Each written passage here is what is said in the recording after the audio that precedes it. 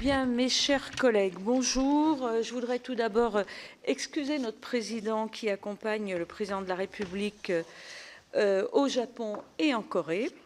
Et donc, j'ai le plaisir de présider cette audition. Chers collègues, nous accueillons aujourd'hui Marie-Christine Saragosse, que je salue, présidente directeur général de France Média Monde, le pôle qui est dédié à l'information de notre audiovisuel extérieur. Alors, cette audition est importante à plus d'un titre. D'abord, elle va nous permettre de prendre la mesure de la situation de France Média Monde, qui est confrontée à une contrainte forte sur ses moyens budgétaires. Mais cette audition doit aussi être l'occasion de mieux connaître le rôle de notre audiovisuel extérieur dans le cadre des conflits actuels, que ce soit au Proche-Orient, en Ukraine ou en Afrique. Alors, concernant tout d'abord les moyens budgétaires dont bénéficie France Média Monde, la dotation socle hors compensation fiscale a été maintenue à 273,1 millions d'euros en 2026 dans un contexte budgétaire très compliqué. Alors, nos rapporteurs budgétaires Roger Carucci et Mireille Jouve se sont d'ailleurs réjouis de ce statu quo tout en regrettant qu'aucun véritable effort ne soit engagé en faveur d'un nécessaire réarmement informationnel, mais ils y reviendront.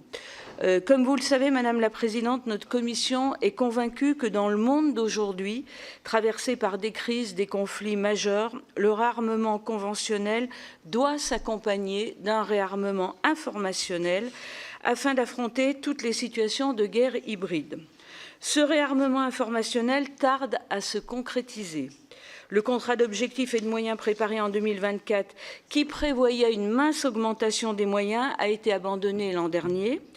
Vous nous direz où en est la négociation d'un nouveau COM qu'on nous annonçait comme imminent. La stratégie de développement numérique de l'entreprise, qui demandait 5 millions d'euros d'ici 2028, n'était jusqu'alors pas financée. Nous aimerions savoir ce qu'il en est aujourd'hui, alors que le numérique a pris une dimension prépondérante dans les stratégies d'influence et qu'il constitue un axe de développement majeur pour tout média qui souhaite être accessible au plus grand nombre.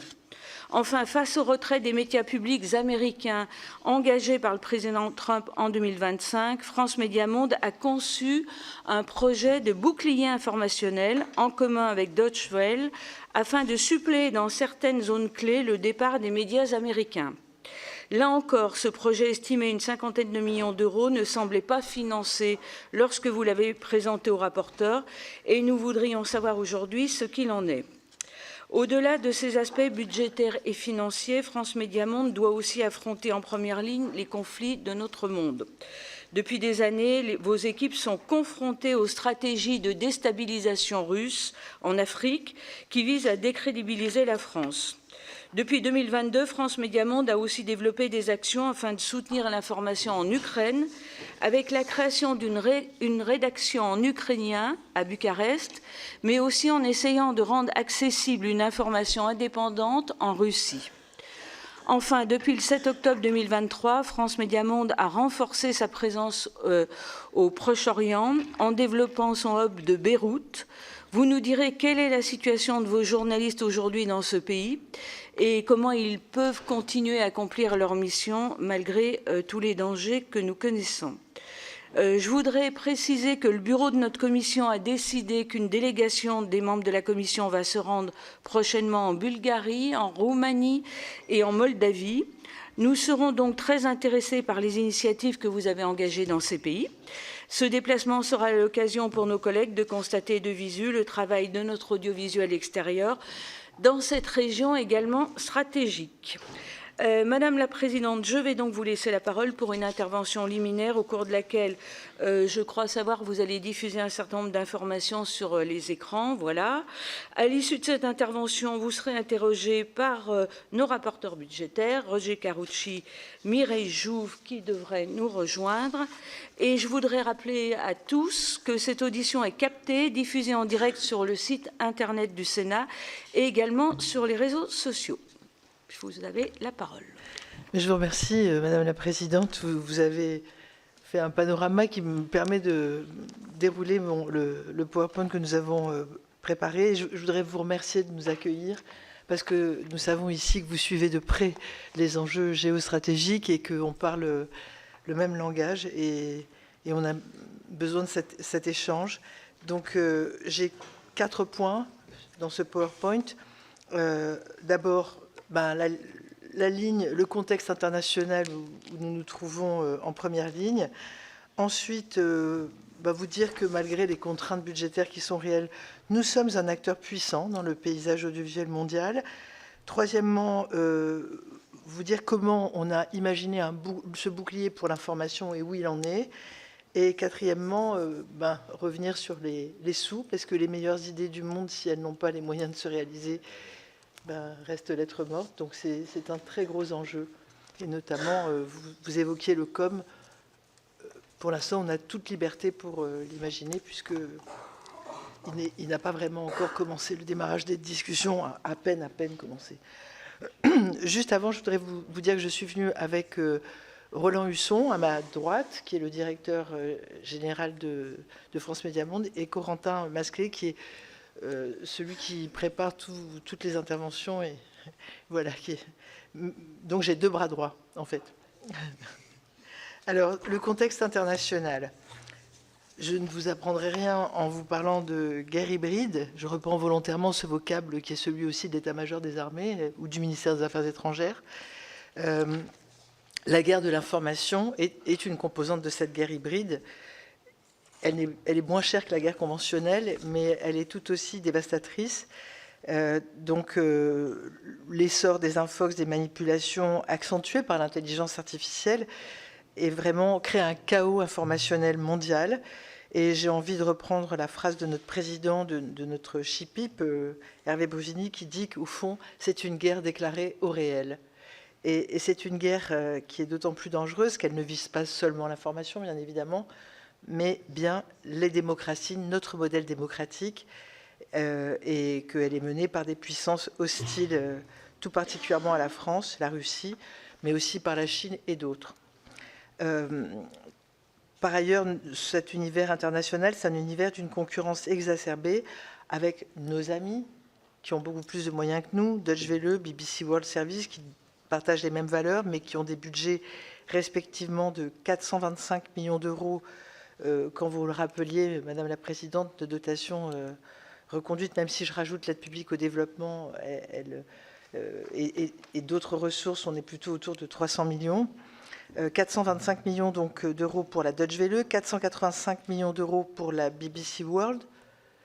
On est vraiment, on boxe pas tout à fait dans la même catégorie. Hein. Mais alors, si je parle de la Russie et de la Chine, là, on change de catégorie puisqu'on parle de 2 milliards investis dans leur audiovisuel extérieur.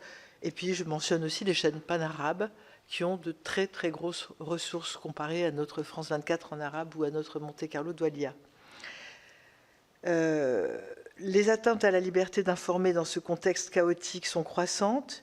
Les journalistes sont pris pour cible sur tous les terrains et nous sommes nous-mêmes censurés de manière assez brutale, souvent sans autre forme de procès qu'une coupure. Et actuellement, quand je parle de risque, vous faisiez allusion à Beyrouth, mais au-delà même, alors il y a la rédaction, on y reviendra, mais nous avons 40 correspondants qui sont dans une dizaine de pays actuellement touchés par la guerre, pour les 10 langues de notre groupe, plus les envoyés spéciaux, il y en a une vingtaine, donc on a beaucoup de monde à arrimer et qui vivent, je dirais, dans des zones vraiment à risque. Par ailleurs, le risque cyber n'est pas à négliger non plus. Les attaques, les cyberattaques, nous en sommes victimes tous les jours. Donc en général, on repousse. Parfois, c'est une grosse attaque. Et dans ce cas-là, notre service cyber ressemble à un campement militaire où il y a des lits de camp pour repousser les attaques. Donc on travaille évidemment avec l'ANSSI. Je pense que cette commission connaît bien l'ANSSI aussi. Et puis à ça s'ajoutent des bouleversements structurels d'usage avec le numérique.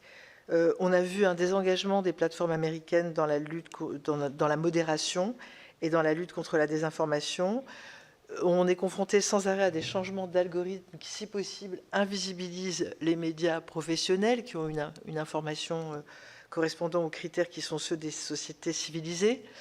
Évidemment, l'intelligence artificielle accroît absolument ces risques, sans parler des enjeux économiques sur le partage de la valeur, hein, parce que pour l'instant, je ne nie pas qu'il y ait des potentiels très intéressants dans l'intelligence artificielle, mais pour l'instant, c'est un pillage de nos contenus, parce que je ne connais pas d'intelligence artificielle qui documente le nombre de morts au Kivu, par exemple, mais par contre, nos données sont prises, sont ressorties sans citer les sources. Donc c'est un pillage avec un problème économique.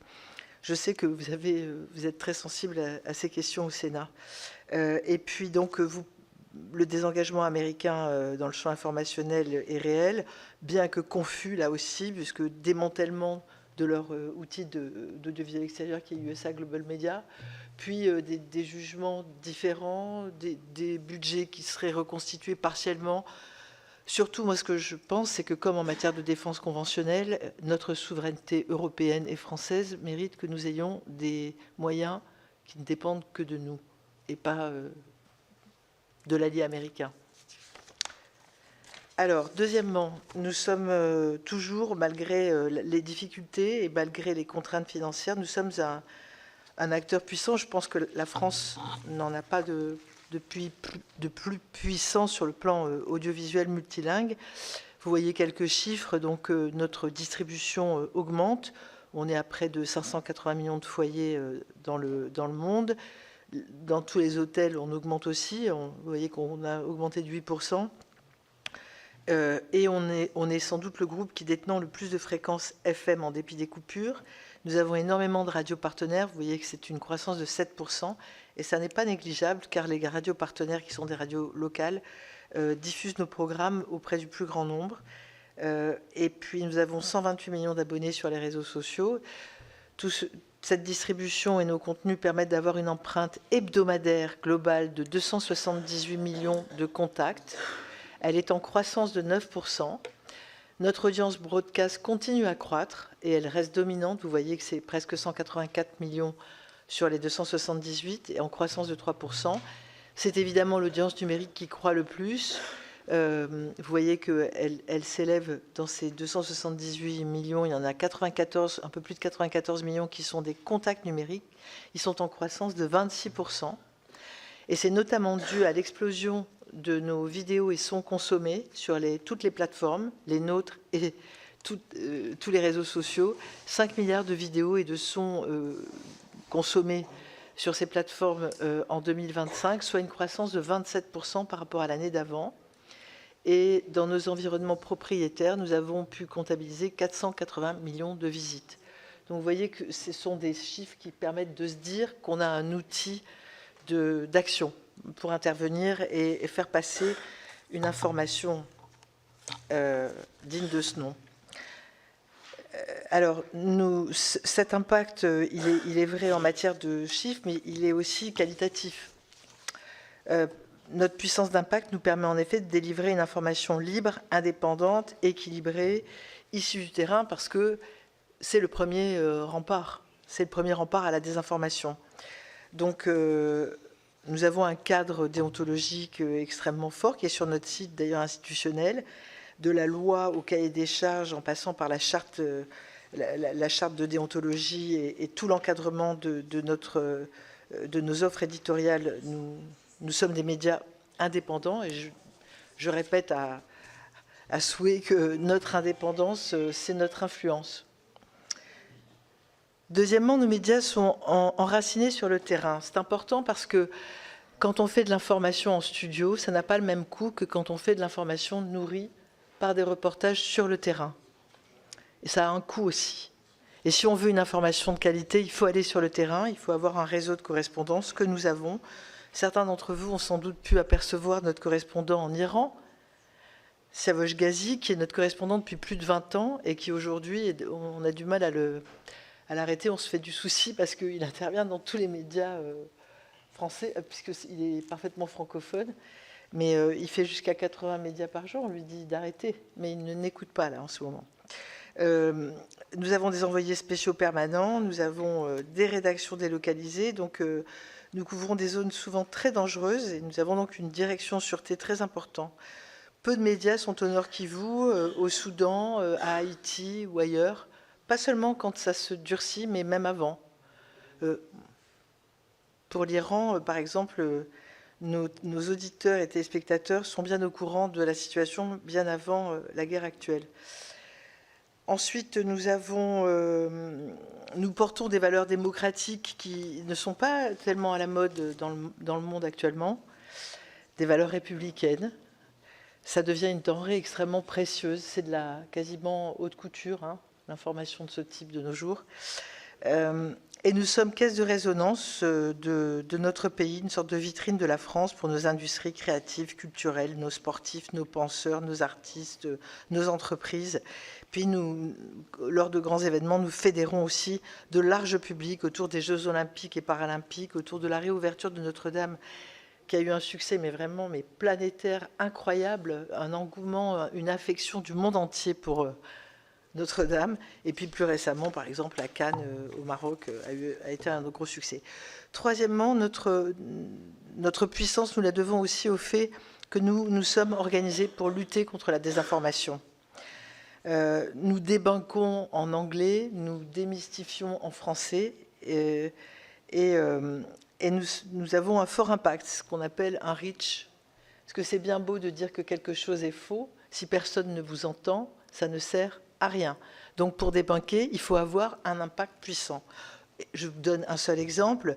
Quand notre pauvre journaliste s'est apparu en train d'annoncer la mort d'Alassane Ouattara sur France 24, ce qu'il n'avait jamais fait grâce au deepfake, à l'IA, c'était sa voix un peu métallique. Et c'était le journal, et il annonçait la mort d'Alassane Ouattara. Très vite, ça a fait plus de 100 000 vues. On a débunké sur France 24, avec France 24 et avec RFI. On a fait 580 000 vues. On a stoppé l'infox. Donc nous avons des équipes spécialisées à France 24 et à RFI. Notamment, les observateurs de France 24 s'appuient sur un réseau de 5000 citoyens dans le monde, qui sont des citoyens que nous ne les rémunérons pas. Ils sont des citoyens engagés qui font monter des infox. Nous vérifions, nous croisons et nous débunkons. Il y a 100 000 adhérents également dans les clubs de RFI qui de plus en plus se mobilisent pour lutter contre la désinformation. Nous avons une procédure d'alerte interne pour décider si nous débunkons ou pas. Car nous ne débunkons pas systématiquement. Parfois, on peut donner plus de publicité en débunkant qu'en laissant passer la fausse info sans la signaler. En parallèle à cela, nous avons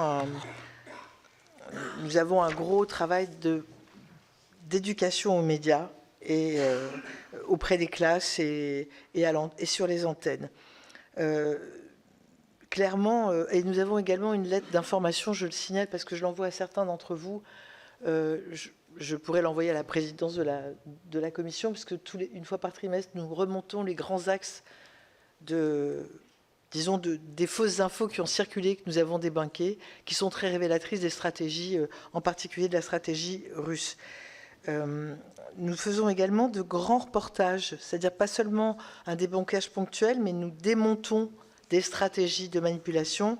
Par exemple, RFI a fait de grosses enquêtes sur Wagner, non pas le musicien, mais le groupe de mercenaires, qui s'appelle maintenant Africa Corps. Enfin, c'est à peu près la même chose. En Centrafrique, nous avons France 24 qui a fait une enquête sur l'influence turque en Afrique avec un documentaire, Le drone et le Coran. Je pourrais donner tous les liens à la commission pour regarder ces documentaires qui sont saisissants. Voilà, donc c'est pour vous dire que notre mobilisation sur la lutte contre la désinformation, ça va du débunkage à l'éducation aux médias, en passant par des enquêtes de fond. Et nous travaillons d'ailleurs de très près avec par exemple Viginum, parce que Viginum a besoin de porte-voix. Viginum n'est pas un média puissant, mais donc s'ils ont besoin de venir parler, ils viennent sur nos antennes. Voilà. Nous avons comme quatrième pilier de notre action et de notre puissance la proximité et le fait de cultiver la confiance, parce que c'est la défiance qui finit par détruire la démocratie et qui confisque tout dialogue et tout débat. Donc nous avons décidé volontairement d'implanter des rédactions au plus près des gens et d'avoir une proximité géographique et linguistique. Nous avons donc des rédactions à Lagos, Dakar, Nairobi, Bucarest, Beyrouth, Bogota, Phnom Penh. Certaines de ces rédactions sont transformées en hub parce qu'ils font plusieurs choses. Et nous avons, disons, 3 gros hubs. Nous en avons un en Europe, à Bucarest.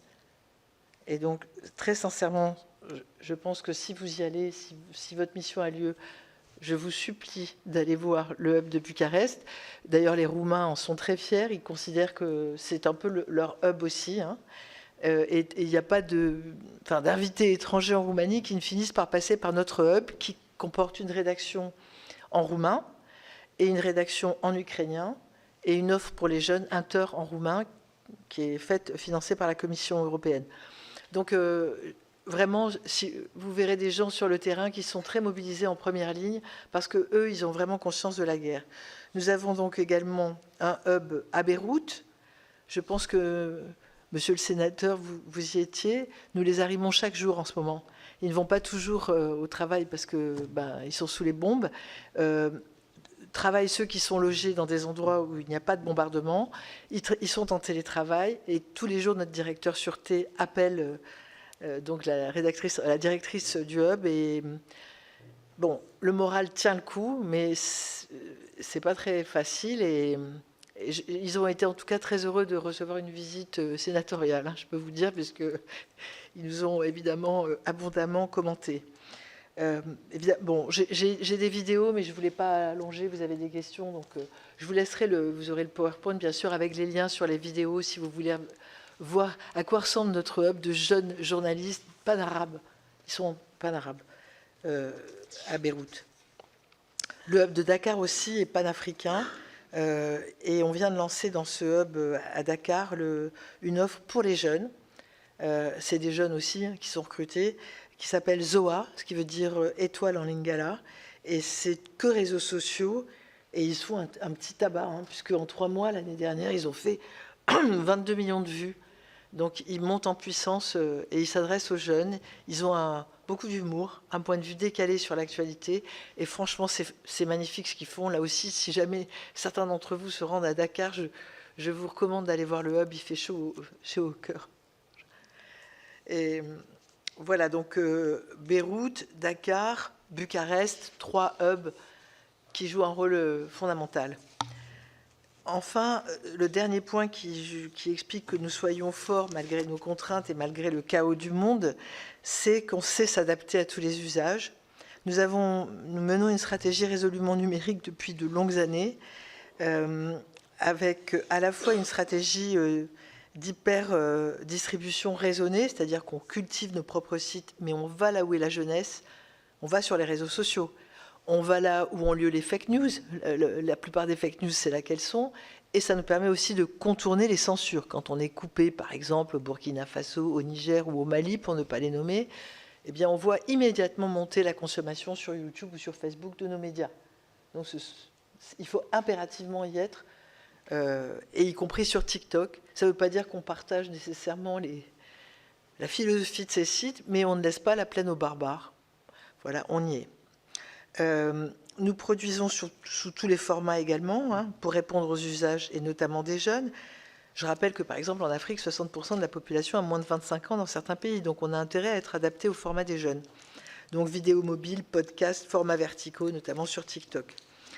Et nous développons des offres, ce qu'on appelle pure player, donc exclusivement numériques. Inter en Europe, pour les jeunes européens, je l'ai cité pour Bucarest, c'est financé par la Commission, c'est en une dizaine de langues, et ça touche les jeunes européens. Info Migrants, également financé par la Commission européenne, et dans les 2 cas, c'est fait avec Deutsche Welle. Ou ZOA, que je viens de citer, à Dakar, qui est là financé par la France et l'aide publique au développement. Bon, nous essayons, malgré la suppression, vous le mentionniez, Madame la Présidente, de notre enveloppe transformation numérique, où il y avait 5 millions qui nous font cruellement défaut. Nous avons malgré tout, sous contrainte, continué avec un plan de transformation numérique autour de grilles numériques, comme il y a des grilles broadcast. On a fait des grilles numériques. On fait des pôles numériques au sein des rédactions pour essayer de totalement décloisonner numérique, pas numérique, broadcast numérique.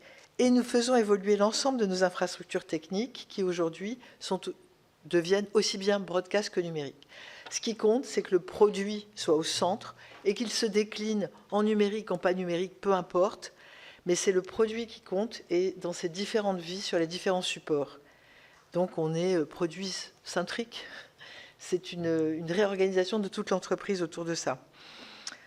Évidemment, nous nous saisissons de l'intelligence artificielle, dont je dis qu'aujourd'hui, c'est un pillage à ciel ouvert, mais néanmoins, nous domestiquons cet outil que nous devons mettre au service de nos journalistes avec un guide pour l'utiliser. Nous avons créé un hub interne IA pour éviter de tout balancer à l'extérieur, puisque vous savez, quand vous faites un prompt, vous partagez avec tout le monde. Donc nous, on s'est fait un hub interne avec des outils basés sur l'IA pour faciliter le travail des équipes, avec un chat, des outils de transcription, de traduction, de sous-titrage, mais aussi des outils techniques d'aide au mixage, de traitement du son, mais dans un cadre déontologique très strict. Nous avons un comité de pilotage IA et un directeur opérationnel sur ce sujet. Alors, le bouclier pour l'information, troisième point, et après, ça va aller vite, et le budget, et puis je répondrai à vos questions. Donc, cette initiative, elle est faite avec la Deutsche Welle le jour où on comprend que les Américains font l'annonce du retrait du USA Global Media. On se met ensemble avec la Deutsche Welle et on fait une cartographie de ce qu'on a, parce qu'on se dit qu'ensemble, on est très puissants. En effet, on touche 600 millions de téléspectateurs chaque semaine, téléspectateurs, auditeurs, internautes, ensemble. On est des groupes de services publics déjà européens, on est présent mondialement, on a les mêmes valeurs en matière d'information, et on sait déjà travailler ensemble, puisqu'on fait Inter ensemble, Info-Migrants ensemble, et on a fait d'autres opérations ensemble. Donc on décide qu'ensemble, on va construire un plan. Et pour ne pas perdre de temps, on commence tout de suite, puisqu'on sait qu'en Moldavie, il va y avoir des élections en septembre 2025. Et donc, on décide que nos amis de Bucarest nous disent que c'est une invasion de désinformation russe. On décide d'y aller tout de suite. Le ministère des Affaires étrangères nous donne une enveloppe et nous lançons Moldova Zoom, une quotidienne en roumain, faite par notre rédaction de Bucarest, et diffusée à Chisinau, puisqu'on a une fréquence FM. Ce programme va avoir le prix du meilleur programme par la profession en Roumanie, il y a quelques semaines. Parallèlement avec la Deutsche Welle, là je quitte un peu le PowerPoint, je vous raconte parce qu'on l'a vécu, donc on fait de la coproduction de vidéos mobiles, et là on y va. On va avoir 1,5 million de vidéos vues en très peu de temps, alors qu'il y a 3,5 millions d'habitants. À côté de ça, on renforce le russe, parce qu'il y a des provinces qui parlent russe en Moldavie. Et là, alors, pour le coup, ça va être multiplication par 4 des vidéos vues en russe, 60 millions. Évidemment, le problème, c'est qu'on nous a donné un coup de pouce transitoire qui n'était pas reconduit en 2026, que pour l'instant, nous faisons tout pour maintenir cette action, parce que la présidente de Moldavie nous a supplié de le faire. Maia Sandu, elle nous a reçus, elle nous a remerciés avec la Deutsche Welle, et elle nous a supplié de continuer. C'était une sorte d'opération pilote pour montrer ce que pourrait être le bouclier pour l'information qu'on a construit. Ce bouclier, il est construit pour s'insérer dans le bouclier démocratique européen, parce que sans information libre, professionnelle, vérifiée, la démocratie est fragilisée. Donc, il s'agit de renforcer de manière coordonnée nos offres avec la Deutsche Welle, soit en développant de nouvelles langues, soit en renforçant des langues existantes, soit en aidant les médias locaux à se renforcer dans la lutte contre la désinformation. C'est les 3 volets. Dans un premier temps, l'action est ciblée pour l'Europe, mais il existe un plan pour l'Afrique, un plan pour le monde arabe et des choses pour les Amériques et l'Asie.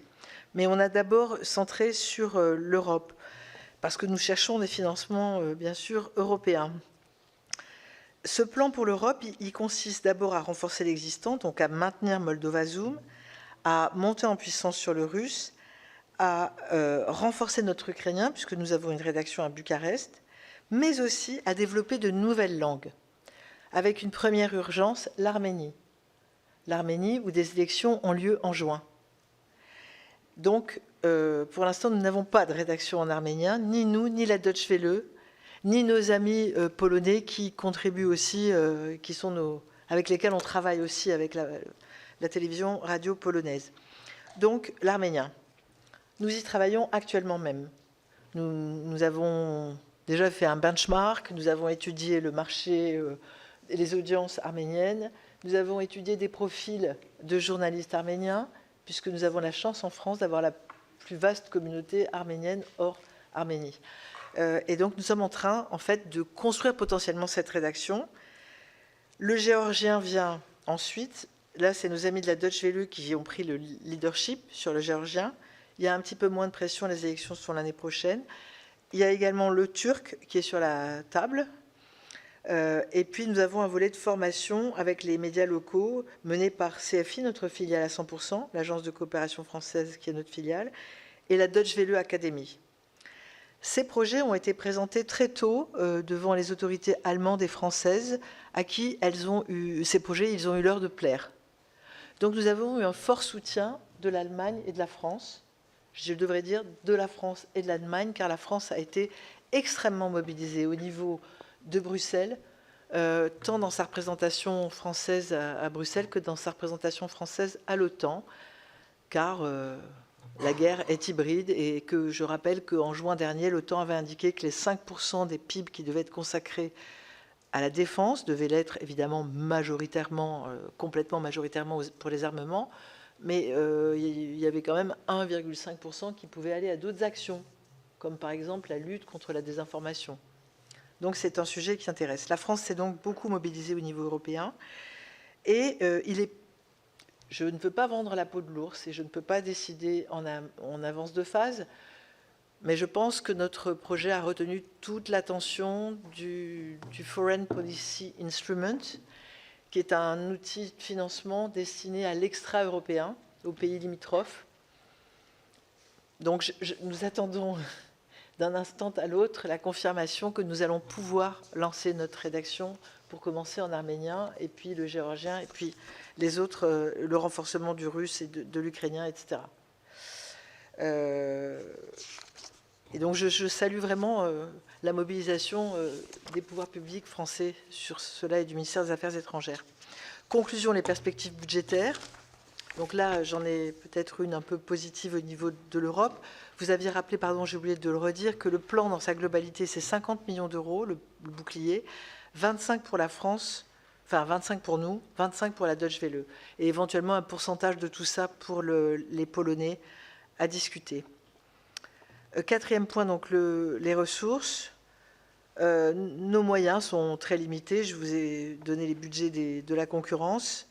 Nous avons depuis toujours évolué dans un cadre budgétaire très contraint avec 3 plans de départ volontaires, un budget qui en euros constants a baissé de 14,5% au cours des dernières années, depuis 2011, un effort de rationalisation et d'économie maximale avec des réformes de métiers importantes, des synergies entre nos médias, un modèle économique composé pour 95% de coûts fixes. Pourquoi? Parce que nous produisons nos programmes. On ne peut pas commander de l'info à l'avance à une boîte de production externe. Donc, nous les produisons. C'est-à-dire que nos programmes, c'est de la masse salariale. Et c'est donc assez rigide. Surtout que le plurilinguisme fait que ce n'est pas un journaliste arabophone qui va aller pouvoir parler en persan, par exemple, ou quelqu'un qui parle l'anglais qui va savoir parler nécessairement le mandinkan ou le fulfulde. Donc, il y a une rigidité linguistique aussi. Donc, on pèse 7% du budget de l'audiovisuel public. Je disais, pour mettre ça à échelle, que ça représente 40 centimes d'euros par mois et par Français de plus de 15 ans. Voilà, 40 centimes d'euros pour comparer aux abonnements. C'est ça que pèse l'audiovisuel extérieur pour les Français, dans le budget des Français. Le problème qu'on a, c'est que même si l'Union européenne est mobilisée et nous donne des fonds supplémentaires, si dans le même temps, nos moyens ici ne sont pas confortés, si nous n'avons pas de quoi financer notre socle d'activités, que nous sommes obligés de renoncer à certaines activités, de fermer certaines activités, comment imaginer que les mêmes personnes, au même moment, vont développer des projets et détruire l'existant? Il il y a une sorte de paradoxe, et comme on parle d'être humain, je dis juste que ce n'est pas possible. Donc s'il y a un enjeu européen, s'il y a des financements qui sont prêts à venir vers nous, il ne faut pas que le socle de France Médias Monde s'enlise au même moment. Donc nous avons ces discussions dans le cadre du COM, dont les discussions viennent tout juste de reprendre. Je pense qu'il y a eu une réunion. Hein. Voilà, et nous espérons donc convaincre qu'il y a des moments. On comprend complètement les contraintes budgétaires, mais il y a des moments où il y a des choix d'urgence à faire, parce que c'est maintenant. Voilà, je vous remercie beaucoup pour votre attention. Merci pour ce panorama qui est en effet très dense dans un contexte mondial très compliqué. Je vais peut-être donner la parole tout de suite à Roger Carucci, qui est rapporteur sur l'audiovisuel extérieur. Merci Madame la Présidente. Madame la Présidente, vous avez fait un exposé extrêmement long et fourni. Moi, je voudrais d'abord vous féliciter, vous remercier, parce qu'avec des bouts de ficelle, vous arrivez à peu près à tenir.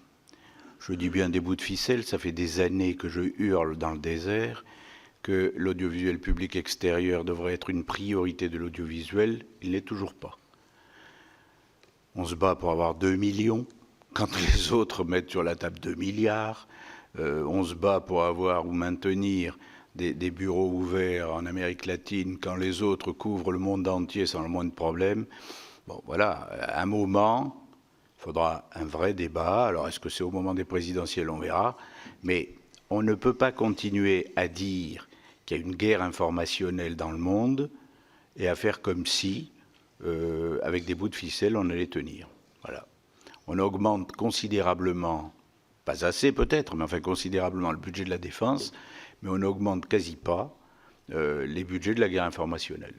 Et donc, on est constamment plié, et heureusement qu'il y a des gens comme vous qui tiennent à peu près avec ce qu'ils ont, mais à un moment, ça ne suffira pas, parce que la bonne volonté face aux milliards, c'est gentil, mais ça ne fait pas la pointe. Donc, bravo et merci pour tout ce que vous faites. Dommage que nous ne soyons pas écoutés. Je maintiens que la double tutelle, culture et affaires étrangères, c'est trop compliqué. Ce n'est pas des ministères qui ont assez de moyens, ou en tout cas qui parviennent à avoir des budgets en augmentation suffisants pour vous donner les moyens. Donc vraiment, rien à dire, vous avez fait le détail, mais la réalité, c'est qu'il faudrait se fixer un objectif, se dire par exemple qu'entre vous et TV5, vous êtes royalement à 9% de l'audiovisuel public à vous deux, le minimum serait à 14-15%. Et là, on aurait réellement des armes pour se battre avec les autres. Pour le moment, on fait au mieux, mais plus par la bonne volonté que par les moyens financiers. Premier élément alors de mes questions, il avait été question justement de fermer un certain nombre de bureaux, notamment les versions espagnoles avec Bogota. Est-ce que la menace est toujours existante? Est-ce qu'on arrivera à s'en sortir à peu près? Vous dites, et à juste raison, qu'effectivement, les bureaux Proche-Orient, les bureaux Europe orientale sont les bureaux qui sont évidemment aujourd'hui les plus actifs, les plus sur le front, si je puis dire. Mais est-ce que, pour autant, on parvient à maintenir les bureaux en Afrique ou celui de Bogota? Deuxième élément, il est clair que vous aviez, je vous l'avais dit à plusieurs reprises, un problème, sinon de neutralité, je ne crois absolument pas à la neutralité des journalistes, mais au moins d'équilibre. Et je vous avais dit que, depuis le 7 octobre, je n'avais pas forcément le sentiment, toujours sur France 24, que l'équilibre était respecté. Vous avez pris un certain nombre de mesures, vous avez mis en place un certain nombre de méthodes pour rééquilibrer. Où est-ce que vous en êtes de ce côté-là? Est-ce qu'il y a, sur France 24 notamment, un équilibre à peu près cohérent sur le traitement des affaires? Si je puis dire autre chose qui est peut-être plus immédiat, il faut avoir une négociation aussi à l'intérieur de l'audiovisuel public. pardon, mais pourquoi ce ne sont pas des journalistes de France 24 qui ont fait l'interview de Sergueï Lavrov? J'ai rien contre Léa Salamé, elle fait ce qu'elle veut de sa vie, mais elle n'est pas spécialiste des problèmes d'affaires étrangères. Elle a subi l'interview en ne réagissant quasi pas aux affirmations affichées du ministre des Affaires étrangères russe, qui a pu dérouler tout ça pendant 1 heure, et la journaliste en face dit oui, bah non. Est-ce qu'il n'y a pas une discussion à avoir, au moins sur les thèmes de politique étrangère, au moins qu'on associe, je ne dis pas qu'on cède, mais qu'on associe France 24 au débat lorsqu'ils ont lieu, parce que ça me paraîtrait être le minimum. Voilà, je crois que... Moi, je ne dis pas que je suis lassé, parce que j'en suis à un point où je me dis, bon, je vais peut-être abandonner ce budget l'année prochaine, parce que, voilà, j'en ai marre de me battre pour 1 million, faire des amendements à 3 francs 6 sous, devant un des gouvernements qui vous regarde stupidement en vous répondant « Ah ben on ne peut pas, il y a des contraintes budgétaires. » Ah ben c'est ça, lorsqu'on sera écrabouillé par la propagande des autres, on ne sera pas à 1 million d'euros près. Hein. Donc c'est fatigant. Voilà, je le dis, c'est fatigant, parce que vous ne pouvez pas, vous, dire on va produire plus de missiles, on va produire plus de drones, on va produire... Vous dites, on va produire de la capacité française à ne pas être débordée. Ben ça, malheureusement, ça ne se quantifie pas. Et donc, vous aurez toujours un problème, tant qu'on n'aura pas changé les structures. Mais bon, peut-être que la campagne présidentielle sera l'occasion de le faire. En tout cas, pour le moment, moi, je vous redis mes félicitations. La seule chose que je veux savoir, c'est est-ce que vous parvenez à peu près à tenir vos bureaux quand même? Est-ce que vous parvenez à un équilibre de l'info en interne? Et est-ce que vous avez une discussion, si c'est possible d'en avoir une, avec le reste de l'audiovisuel public, au moins pour être associé sur tous les éléments de politique internationale?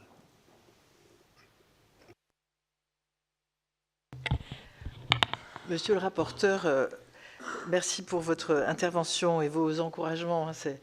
Ne sous-estimez pas le rôle, votre rôle et le rôle de cette commission et l'importance de votre soutien, s'il vous plaît, parce que 1 million d'euros pour nous, c'est le hub de Beyrouth. Vos amendements, enfin, c'est beaucoup pour nous. Et votre soutien, c'est aussi beaucoup à toute cette commission, parce que vous le savez bien d'ailleurs, l'international, c'est loin, c'est moins près du quotidien des gens. Donc, c'est important que des élus qui maîtrisent ces enjeux géostratégiques s'occupent de nous et s'intéressent à nous. On en a besoin. Voilà. Donc, alors, s'agissant de, pour l'instant, nous faisons tout évidemment pour maintenir notre périmètre. Et les résultats que nous obtenons en Amérique latine. D'ailleurs, enfin, franchement, ça fait du bien. L'Amérique latine, ils adorent la France. Ça fait plaisir, un endroit où vous êtes aimé. Et on a des résultats croissants. Et j'ai des témoignages qualitatifs qui me disent que France 24 en espagnol prend de plus en plus la place de CNN en espagnol dans le cœur des latino-américains, notamment en Argentine. J'ai plusieurs témoignages. Donc, je pense qu'on a une chaîne remarquable en espagnol. D'ailleurs, je trouve que... Enfin, France 24 est assez remarquable comme une chaîne internationale et je compare et je trouve que c'est remarquable. Et donc cette chaîne a beaucoup de succès. Ce serait vraiment, pour nous, disons qu'on est prêt à se faire harakiri pour ne pas y renoncer. Hein. Je parle au nom de toutes les équipes. Mais la menace est là si la trajectoire budgétaire ne permettait pas d'absorber l'ensemble de nos dépenses. D'où la discussion sur le COM. Je pense qu'un certain nombre de nos interlocuteurs en sont convaincus, mais qu'ils sont aussi coincés par les contraintes budgétaires. Et comme vous le disiez, monsieur le sénateur, ça n'est pas le ministère des Affaires étrangères ni le ministère de la Culture qui sont les plus riches des ministères en général. Donc du coup, ils sont sous forte contrainte. Et je crois qu'il y a vraiment beaucoup de bonne volonté de leur part, hein, mais qu'ils ont des choix terribles à faire. Et c'est pourquoi je me demande parfois si c'est dans ce périmètre qu'on doit raisonner seulement en période particulière que nous traversons. Et que l'aide publique au développement n'est pas que l'apanage peut-être des dépenses du Quai d'Orsay. Enfin, il y a quelque chose à regarder. Sortons peut-être des pensées habituelles. Donc, pour nous, pas de fermeture, mais en effet, il faut que le budget suive. Je regardais ce que vous... Ensuite, ah oui, l'équilibre. Alors, évidemment, je ne peux que dire qu'à aucun moment, nos chaînes n'auraient été déséquilibrées. Nos chaînes, nos comptes. Les quelques débats que nous avons eus, monsieur le rapporteur, concernent des comptes privés, de journalistes parfois qui n'étaient pas journalistes à ce moment-là d'ailleurs, qui ne le sont plus d'ailleurs pour un certain nombre depuis.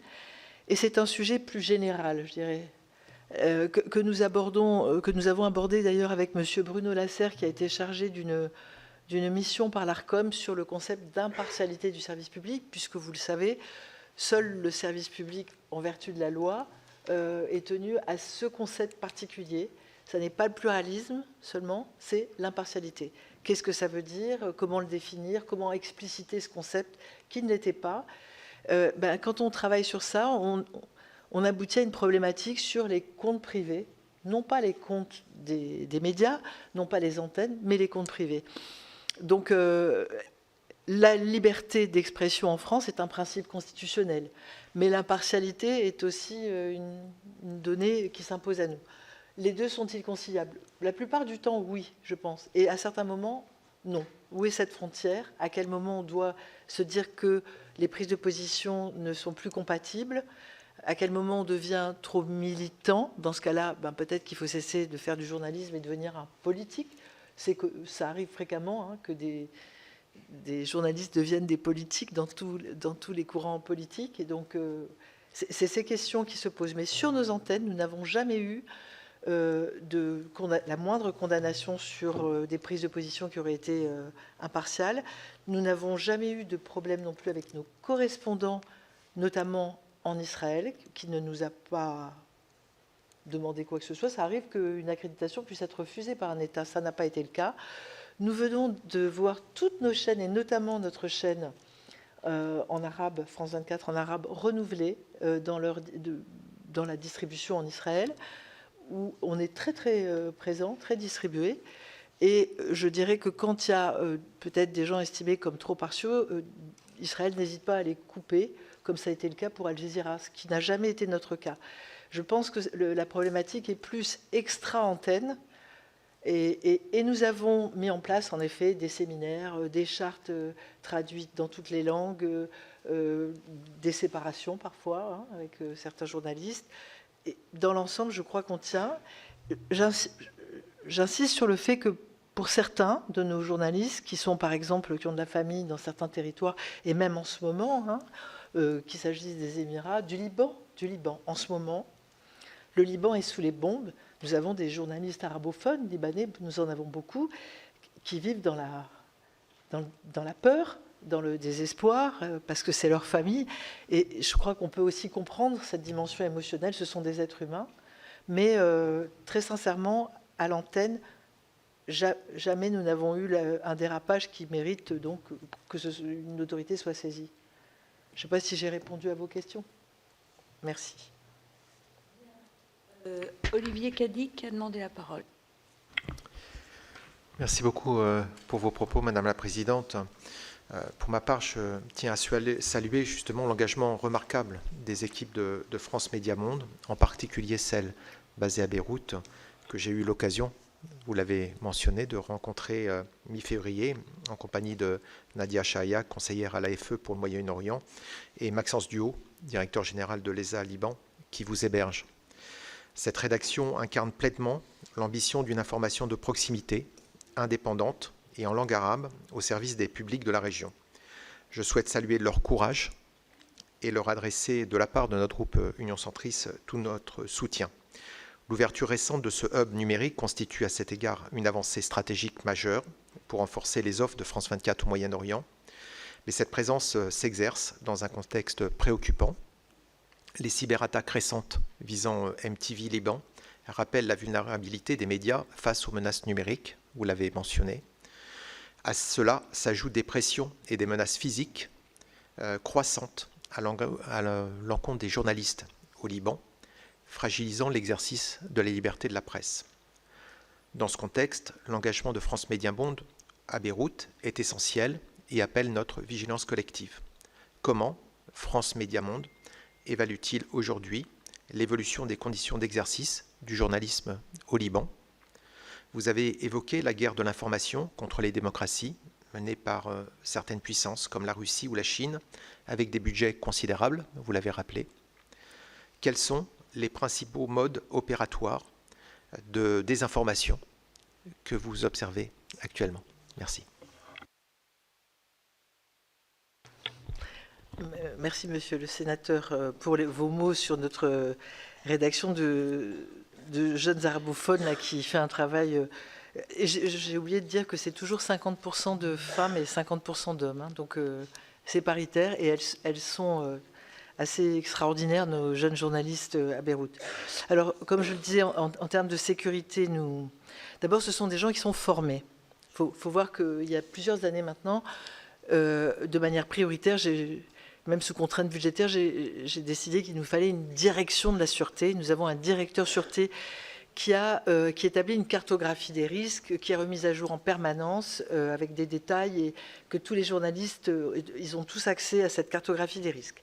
La couleur des différents pays détermine des procédures. Donc, quand on est en zone rouge, il ne peut pas y avoir de départ en mission, il ne peut pas y avoir d'autorisation de reportage de nos correspondants sans aval du directeur sûreté. En général, il se met au service de l'éditorial pour permettre de faire les reportages, mais notre doctrine étant aucun reportage ne vaut une vie, il y a des moments où on dit non. Et ça, c'est moi qui le dis. On a un comité éditorial pour les cas les plus délicats pour arbitrer. Sinon, au quotidien, ça se fait entre le directeur de la rédaction et le directeur sûreté.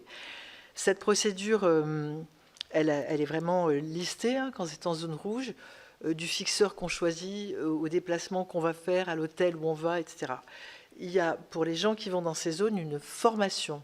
La plupart de nos correspondants en zone dangereuse et de nos envoyés spéciaux ont une formation qui n'est pas sans rapport avec une formation militaire, je dirais, hein, puisqu'on apprend à se repérer avec une carte et une boussole dans une forêt où on est perdu. On apprend le son des armes pour savoir s'en protéger. Enfin, on apprend toute une série de techniques pour se protéger en zone dangereuse. Donc, la plupart des gens sont formés. Nos envoyés spéciaux, tous, les correspondants, la plupart, mais il y a des pays, j'avoue, qui sont en guerre aujourd'hui, qui n'étaient pas a priori les premiers auxquels on aurait pensé pour être des zones dangereuses actuellement. Donc, mais notre directeur, par ailleurs, arrime quotidiennement les gens. Je ne sais pas d'ailleurs, cet homme ne dort jamais, je crois. Et il arrive d'ailleurs aussi des collègues. On forme et on arrive d'autres collègues. Il lui est arrivé d'arrimer des gens, par exemple, du journal La Croix ou de Radio France. Et tous ces gens sont venus se former dans notre stage de formation. Donc il les arrime tous les jours. Parfois, les gens restent chez eux. Hein. C'est le cas, là, à Beyrouth. Ils restent chez eux. Et c'est tous les jours qu'il y a un point, voire 2 fois par jour en ce moment. Et par ailleurs, nous avons un soutien psychologique. Dès mon arrivée, j'ai créé une cellule de soutien psychologique multilingue parce que quand un journaliste vit un trauma, alors on a l'image d'Épinal du grand reporter qui n'a peur de rien, mais en fait, les êtres humains, et c'est ça qui est beau, sont des êtres humains, donc ils subissent un trauma. Il faut que ce trauma soit traité. Sinon, la peur peut rattraper à un très mauvais moment et faire prendre de mauvaises décisions qui vont mettre en danger. Donc on a une cellule, on a une psychologue qui vient sur site, à France Média Monde aussi quand ils sont là. Sinon, c'est multilingue, parce qu'on ne parle pas bien de ses peurs dans une langue qui n'est pas sa langue maternelle. Donc on a ce dispositif aussi de soutien qui est mis à disposition de la rédaction à Beyrouth en ce moment. Alors ça c'est... Et la guerre de l'info, alors il y a plusieurs leviers. Il y a évidemment les fausses infos sur les réseaux sociaux, avec des fermes de trolls et des angles tout à fait calculés. On dirait presque qu'il y a une sorte de cartographie des différents pays et qui va vous dire que dans tel pays, pour attaquer par exemple la France, il faut attaquer ce thème-là, dans tel autre, c'est sous cet angle-là qu'il va falloir y aller. On a vu par exemple en Moldavie, un des thèmes c'était si vous votez pour les candidats pro-européens, vous ne pourrez plus parler russe. L'Europe vous interdira de parler russe. Ce genre de une petite chose où, à la veille d'une élection, donc Alassane Ouattara est mort, ou alors il y a un coup d'État en France qui est en cours avec le micro RFI et une personne qu'on n'a jamais vue qui est derrière le micro, enfin, etc. Mais c'est pas du tout au hasard. Il y a une cartographie des angles d'attaque par pays. Alors, il y a les réseaux sociaux, les fermes de trolls qui les propagent, mais il y a aussi les agences d'image. Nous avons la chance d'avoir l'AFP en France, hein, qui fait un remarquable travail. Mais l'AFP est sous contrainte budgétaire aussi, donc elle ne peut pas donner nécessairement ces images. Le Quai d'Orsay essaye d'aider certaines télévisions en faisant des aides, mais c'est très petit. Alors que les agences, par exemple russes, donnent toutes les images aux médias locaux. Et donc, les images russes ne se trouvent pas sous seulement Russia Today ou Sputnik, mais dans le journal national. Voilà une deuxième piste. Une troisième piste, on va aller en masse sur tout congrès. Donc, d'un coup, il y a un stand où il y a 25 personnes. Quand nous, on arrive à en envoyer une sur ce marché ou ce congrès, il y a tout d'un coup 25 personnes. Une stratégie d'invitation tout à fait sympathique dans des grands hôtels, des patrons des différentes instances, etc. Enfin, je ne sais pas si je vous ai... voilà quel type de choses on peut avoir. Et alors, nous, on est une cible pour détourner nos logos, parce que ça fait d'une pierre plusieurs coups, détourner nos logos. D'une part, on est français, alors, et ça, c'est très réjouissant pour certains. Je ne sais pas, il y a une sorte de fixette sur ce qui est français. Ensuite, on est crédible. Donc, quand notre logo habille une fausse info, elle devient d'autant plus puissante. Et en plus, on est puissant. On touche beaucoup de gens. Donc, tout d'un coup, on va pouvoir capitaliser sur un plus gros impact. Bon. Voilà, par exemple. Et nous, chaque semaine, hein, on débunk des fausses infos avec nos logos. C'est ça, voilà. La poésie de notre activité, c'est ça. Oui.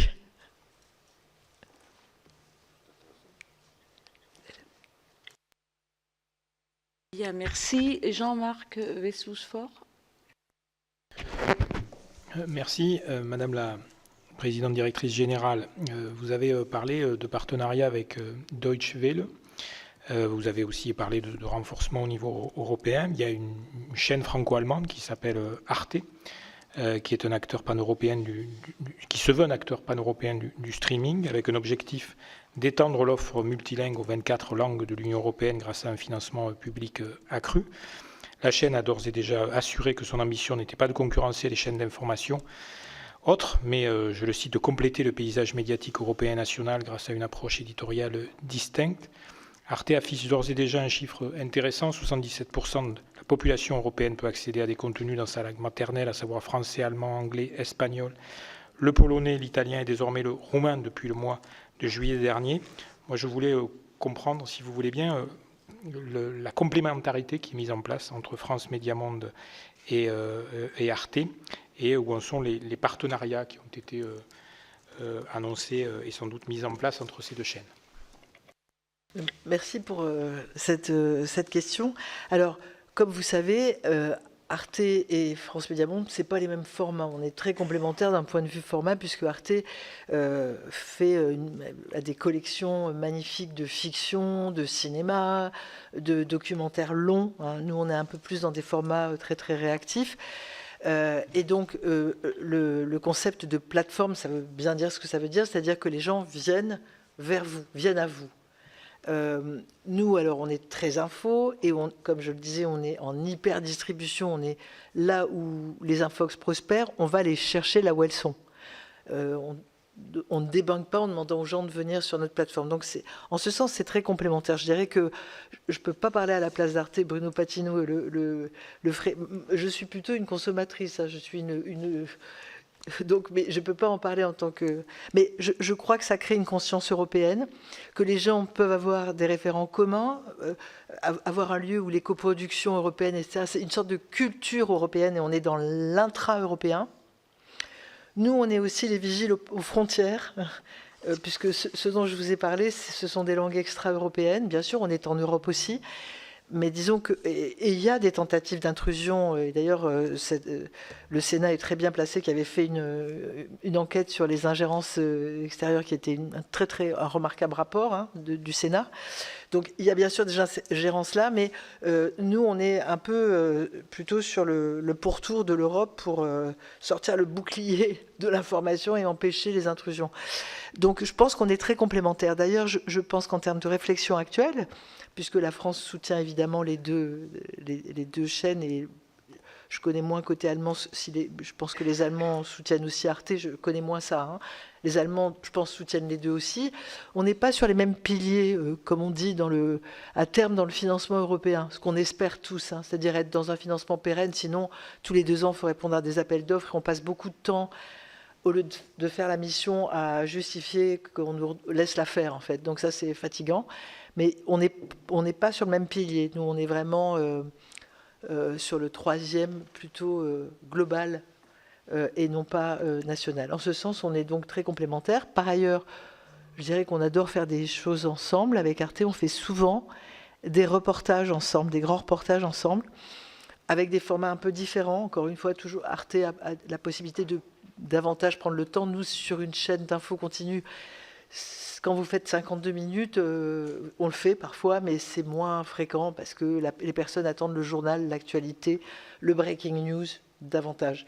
Mais on fait beaucoup de choses ensemble, même en termes d'art-image. D'ailleurs, notre directeur sûreté connaît bien les équipes d'Arte aussi. Et on a fait quelques jolies coproductions ensemble. Nous, notre seule contrainte pour en faire plus, c'est le budget. Sinon, en général, on est d'accord pour les propositions d'Arte. Voilà, j'ai répondu. Bien, Hugues Saury. Merci Madame la Présidente. Madame la Présidente, c'est en tant que présidente du groupe d'amitié Corne de l'Afrique que je souhaitais vous poser une question. Je voulais vous parler du Liban, un pays qui subit une guerre civile terrible avec des dizaines, des centaines de milliers de morts et encore plus de déplacés, dans un pays qui est dans une forme de chaos et où l'information, il y a une sorte de blackout sur l'information et une très forte pression sur les journalistes. Je crois que la dernière radio française en arabe a disparu des ondes en 2023. Pardon ? Ah, j'ai dit Liban ? Ah, pardon, je parlais du Soudan, pardon. Oui, désolé. Et la Corne de la... Oui, j'en étais... Oui, je parle du Soudan, bien évidemment. Pardon. Lapsus. Et donc c'est bien du Soudan dont je parle, qui est dans une forme de chaos. Et donc, je voulais savoir quelle était la stratégie de France Média Monde pour continuer à apporter une information fiable à l'ensemble des populations et des pays limitrophes qui connaissent eux-mêmes un certain nombre de difficultés. Et quels sont vos liens avec les journalistes locaux et les médias locaux pour justement continuer à apporter au monde entier, parce que finalement c'est un pays, le Soudan, où on voit que la couverture médiatique d'une façon générale est faible par rapport aux problèmes qui s'y posent. Je vous remercie et désolé pour ce lapsus. Non, mais merci justement d'en parler. C'est vrai que la couverture sur le Soudan est totalement inexistante, alors que c'est monstrueux en fait ce qui se passe dans cette région, et pour les femmes parfois encore plus. Alors, les liens avec les journalistes locaux, je ne saurais pas vous le dire. Les journalistes des rédactions en ont certainement eux, mais j'avoue que ça remonte peut-être pas au comité éditorial que je préside. En revanche, nous envoyons tout le temps des envoyés spéciaux qui vont faire des reportages et qui vont permettre de mettre à l'antenne, de diffuser dans le monde entier ce qui se passe là-bas. Et je pense qu'il y en a, je pense qu'il y en a encore en ce moment, RFI et France 24. D'ailleurs, je suis contente que vous vous intéressiez particulièrement à cette zone. Je pense qu'on a fait une collection pour essayer de faire quelque chose, pour en faire une spéciale Soudan ou quelque chose de... Donc on pourrait tout à fait partager avec vous. un des reportages qui m'a le plus bouleversé, c'est RFI qui l'a fait.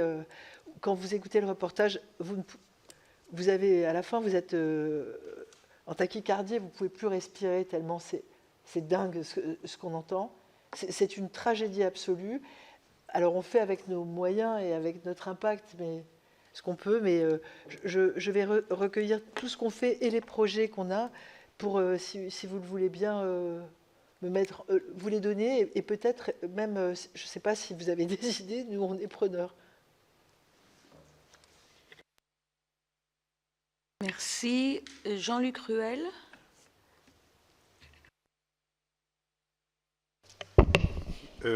Merci, Présidente. Merci beaucoup, Madame Saragosse. C'est vraiment extrêmement intéressant. J'y suis d'autant plus sensible que je vis en Afrique depuis 42 ans. Donc, j'écoutais RFI tous les jours. Quand je monte dans un taxi, le taximan écoutait RFI. Donc, vraiment, c'est indissociable de ces pays-là, et ça nous est très utile. Alors vous êtes donc présent sur de nombreux théâtres dans plusieurs langues avec des formats très différents. Cette présence suppose des choix concrets, créer, maintenir ou non une rédaction, renforcer un canal linguistique, investir dans le numérique plutôt que dans la diffusion traditionnelle. On le voit très directement, le développement du canal arabophone de France 24 a mobilisé des moyens importants. À l'inverse, certaines zones d'Afrique ont connu des restrictions de diffusion qui interrogent sur la capacité à maintenir une présence effective. De la même manière, l'arbitrage entre radio avec RFI et les formats numériques traduit une évolution profonde des publics visés. Derrière ces décisions, il y a une question très concrète. Où mettons les moyens et pourquoi ici plutôt qu'ailleurs? Donc, vous en avez déjà un peu parlé. Quels sont aujourd'hui vos critères d'arbitrage, zone géographique, langue, support, et pouvez-vous nous donner des exemples précis de choix récents que vous avez opérés et des raisons qui les ont motivés? Alors, sur la rédaction, par exemple, le positionnement de la rédaction Afrique à Dakar, en bon abidjanais, je m'interroge.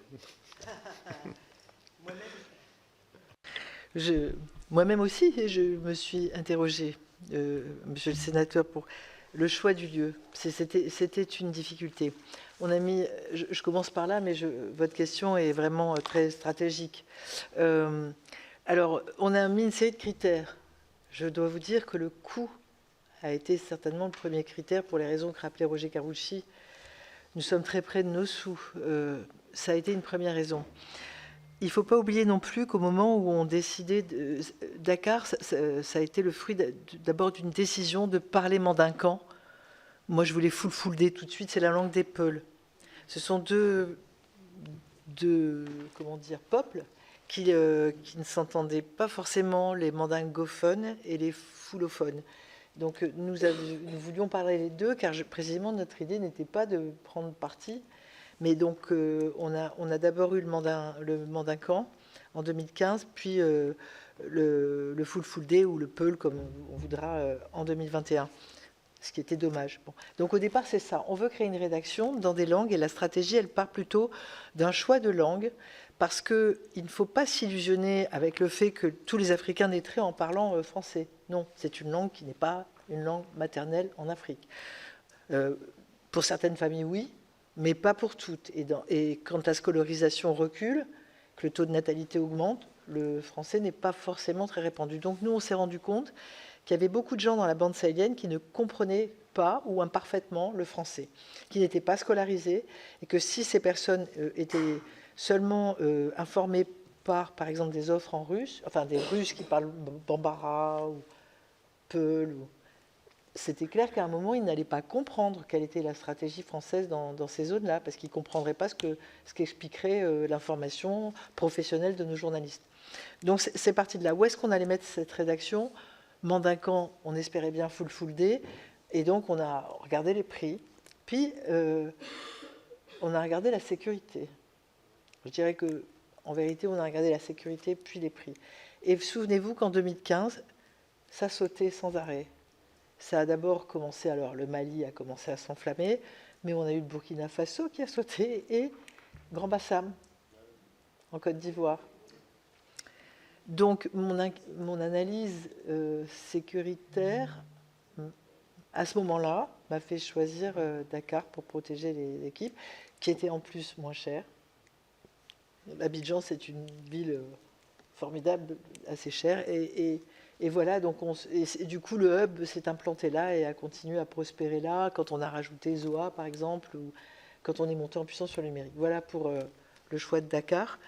Mais nous couvrons beaucoup Abidjan, nous y sommes beaucoup, de même que Kinshasa, qui est une grande capitale où on est en ce moment, parce que c'est le plus gros pays quand même de la francophonie, c'est la RDC.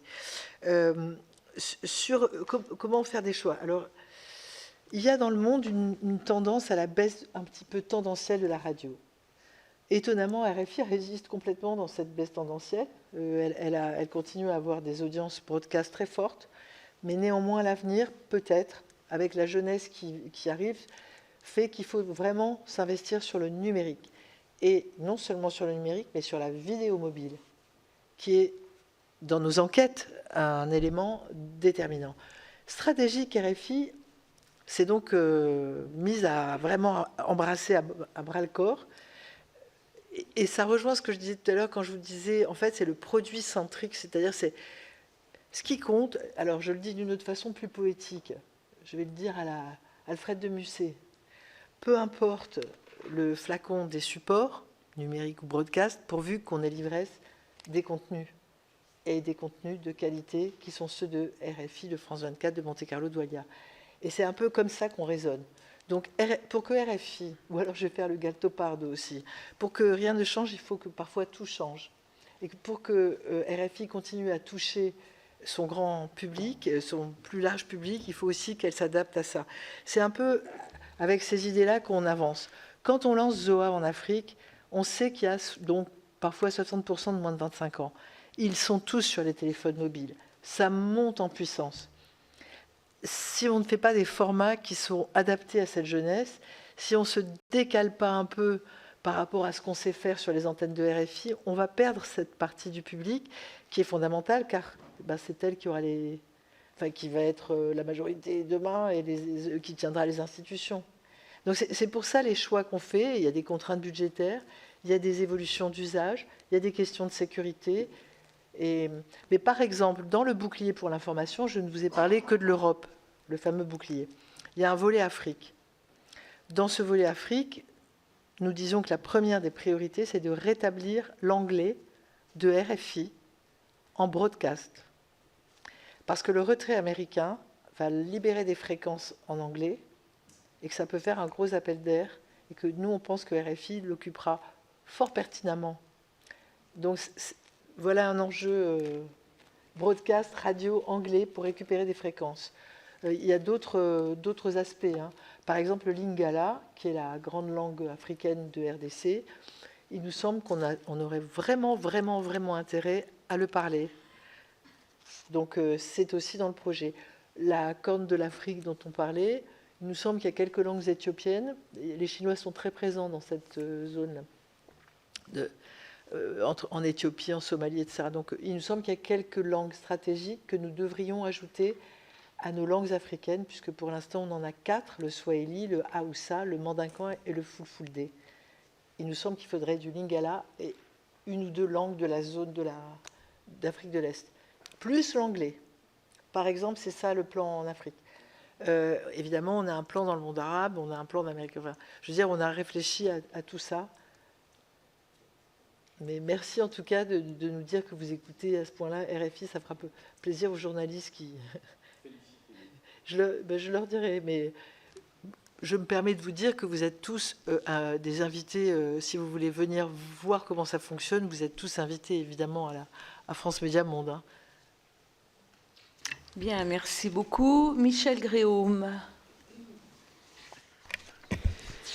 Merci beaucoup, en tout cas, pour toutes les informations que vous nous donnez, qui sont très enrichissantes. Concernant les pays où vous avez été suspendu, les 4, on vient d'en parler, notamment les stratégies de reconquête.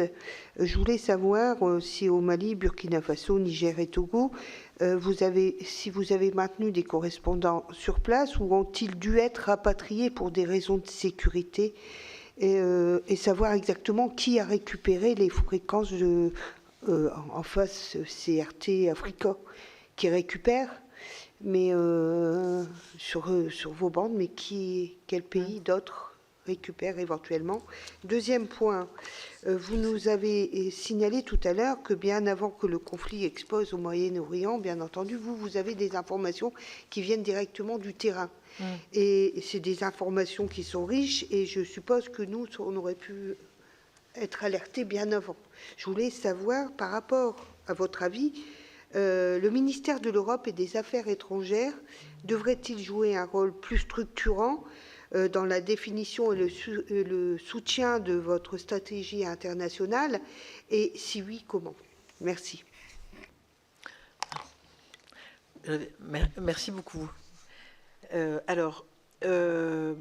S'agissant des pays où nous avons été censurés en Afrique, donc vous les avez cités, pour certains, nous avons rapatrié nos correspondants, soit en les mettant à côté, soit ils sont rentrés en France.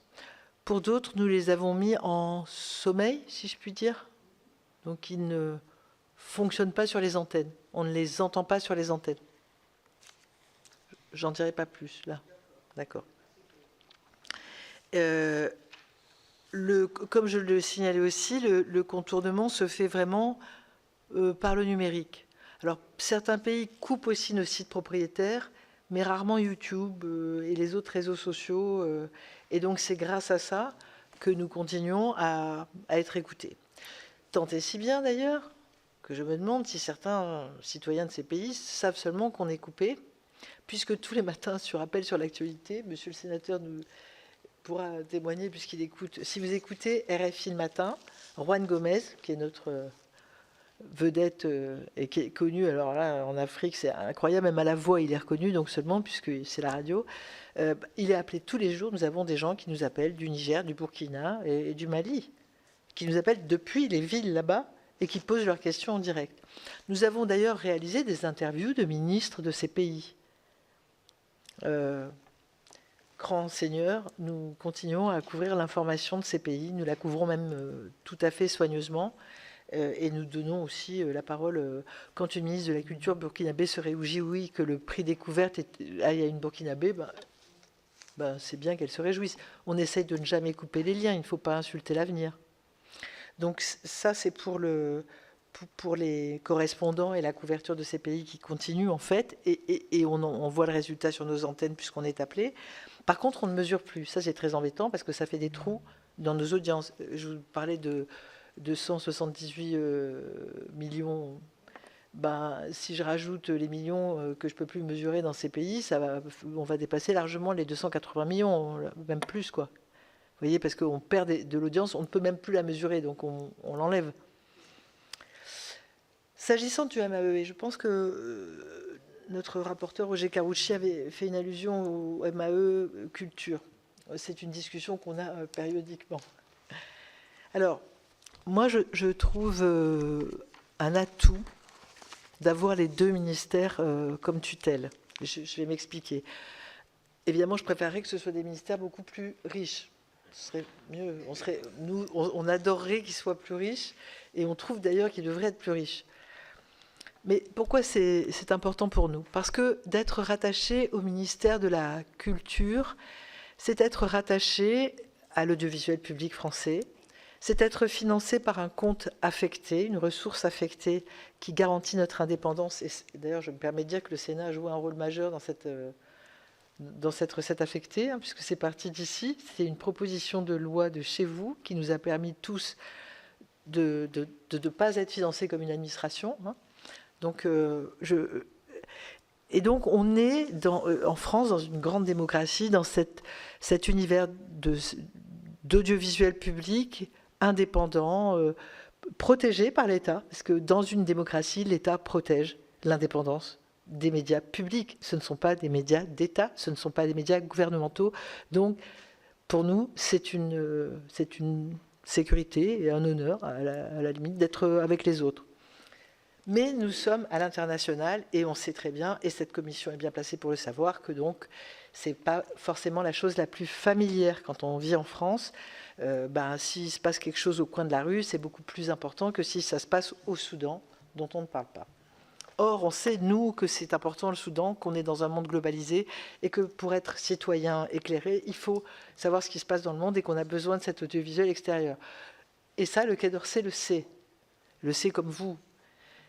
Et donc le Quai d'Orsay nous arrime à cet international et sait aussi défendre les enjeux à nos côtés, tout en respectant notre indépendance. Si nous n'étions qu'au Quai d'Orsay, nos détracteurs, que je ne veux pas citer parce que ça leur fait finalement, on a trop parlé d'eux, mais nos détracteurs diraient c'est la voix du Quai d'Orsay, c'est ce qu'ils disent. C'est la voix du Quai d'Orsay, ou alors c'est la voix de l'Élysée, ou alors c'est la voix de je ne sais pas qui, alors que nous ne sommes que la voix de l'ensemble des Français. Et donc, la double appartenance est une protection aussi en termes de statut. Et je dirais que les deux ministères ne s'entendent pas mal. Du tout, même plutôt bien en général. Enfin, je regarde, franchement, malgré tout, la culture a évidemment tout le poids du national, mais elle comprend bien les enjeux aussi, et le Quai d'Orsay nous soutient énormément, et au cours des dernières années, est monté en puissance dans notre financement, avec tous ces projets de proximité qui sont financés sur l'aide publique au développement, et nous espérons que malgré les contraintes, le Quai d'Orsay va continuer, car nous avons beaucoup besoin de soutien et stratégique et budgétaire.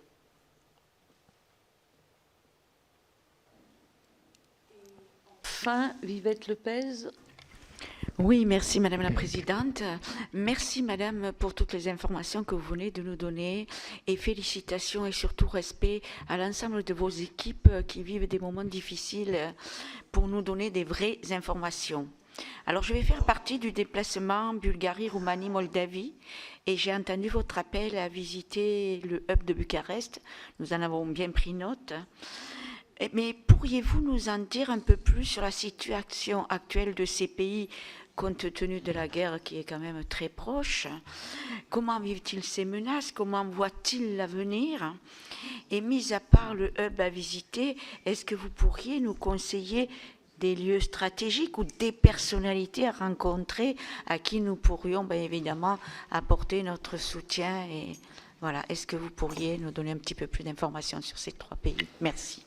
Madame la sénatrice, déjà merci pour les équipes parce que tout ce que vous avez dit aujourd'hui, vous n'imaginez pas à quel point c'est important pour eux. Donc, mais merci beaucoup. Alors, sur le hub de Bucarest, moi, je ne saurais pas vous dire de manière scientifique la perception des choses. Ce dont je peux parler, c'est de la rédaction à Bucarest, qui a été confrontée à une manipulation incroyable au moment de l'élection présidentielle en Roumanie. Et ils ont été assez courageux puisqu'ils ont osé annuler une élection qui avait été grandement faussée sur TikTok. Donc notre rédaction est particulièrement vigilante et en première ligne pendant toute cette période. Et nous les avions par Teams. C'est la bonne chose du Covid, c'est que maintenant on a intégré complètement ça et qu'on peut se parler régulièrement de loin. Nous suivions parce qu'ils étaient extrêmement inquiets sur le devenir de la rédaction dans le cas où le candidat pro-russe serait passé. Et c'est pourquoi c'est eux qui ont donné l'alerte sur la Moldavie. C'est eux qui nous ont saisis en disant, c'est ce tout petit pays de 3,5 millions d'habitants, et carrément sous le feu de la propagande à un point inimaginable, et y compris avec des gens en interne. Et ils étaient tellement stupéfaits de la violence de cette propagande que c'est eux qui sont venus nous appeler au secours. Nous avons donc saisi le ministère des Affaires étrangères et nous avons décidé non pas de faire de la propagande, parce que là, s'il y a une chose que dit le rapport d'ailleurs du Sénat qui est, je trouve, magnifique, c'est que nous devons être les miroirs inversés de Sputnik et de Russia Today et ne jamais renoncer à notre modèle soi-disant pour combattre un modèle qui est le contraire de ce qu'on est. Jamais renoncer à soi. Donc nous avons fait tout le contraire, nous avons affirmé qui nous étions en matière d'info. Et ils ont donc monté depuis Bucarest toute cette réaction en s'appuyant sur des recrutements de correspondants en Moldavie, notamment des correspondants de Radio Free Europe qui avaient été remerciés puisque les Américains ont arrêté de financer. Et donc, ce qu'on a fait, par ailleurs, on s'est appuyé à Paris. À Paris, la rédaction russe, elle est à Paris. On est monté en puissance avec des community managers pour augmenter le nombre de vidéos vues. On a accueilli dans nos locaux à Bucarest nos amis de la Deutsche Welle. On a même signé un MOU. C'est de langue en français, c'est comment? Protocole d'entente. Un protocole d'entente, bah voilà, donc un protocole d'entente avec nos amis de la Deutsche Welle qui se sont installés dans notre hub à Bucarest. Donc il y a un bureau Deutsche Welle dans le hub pour les correspondants roumains de Deutsche Welle. Et on a signé cet accord pour se dire que ensemble nous allions défendre une certaine idée de l'information avec la Deutsche Welle. Nous avons fait une grosse opération de délocalisation donc en Moldavie. La présidente n'a pas souhaité parler sur nos antennes parce que, enfin, vous savez, il faut la voir si vous y allez. Enfin, j'imagine que vous allez solliciter un rendez-vous avec Maya Sandu parce que voir cette femme, c'est comprendre la guerre, c'est-à-dire sur elle-même. Enfin, je ne sais pas ce que j'ai. Je ne veux pas la mettre, mais c'est. On sent physiquement, quand on est à Bucarest et quand on est à Chisinau, on sent physiquement qu'on est en guerre. On le sent. Voilà, on comprend qu'à Paris, c'est formidable de vivre notre vie. Et on sent quelque chose, c'est très différent physiquement. Et je pense qu'il faut parler avec elle, parce qu'elle a vécu tous les affres. Donc je pense qu'en plus, elle serait sans doute sensible à recevoir le soutien moral d'une délégation de sénateurs. Je dirais donc, parmi les gens à voir, je dirais Chisinau, Maya Sandu.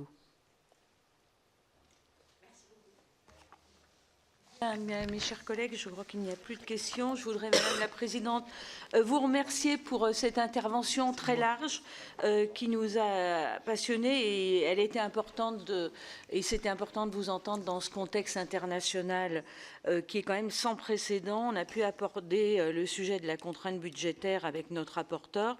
Et puis, comme vous l'avez compris, comme mes collègues l'ont exprimé, vous avez le soutien de notre commission et nous continuerons à suivre vos travaux avec attention. Voilà, merci beaucoup. C'est moi qui vous remercie, Madame la Présidente, et vous toutes et tous. Merci beaucoup.